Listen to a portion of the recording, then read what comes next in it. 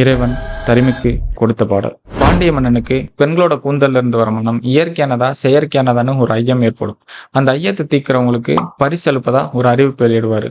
அந்த அறிவிப்பை கேட்ட தருமி கோயில்ல போய் புலம்ப இறைவனே ஒரு பாடல் கொடுப்பாரு. அந்த பாடல் என்னன்னு தெரியுமா?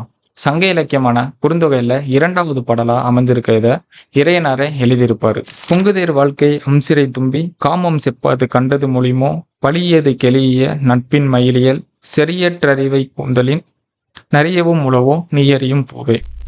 தேனை உண்ணும் ஒரு வண்டுகிட்ட தலைவன் பேசுற மாதிரி இந்த பாடல் அமைஞ்சிருக்கும். அதாவது, தேனை தேடி உண்ணும் வாழ்க்கையுடைய வண்டே, நான் கேட்கிறேன்னு என் மீது கொண்ட அன்பால பொய் சொல்லாம நீ கண்ட உண்மையை மட்டும் என்கிட்ட சொல்லு.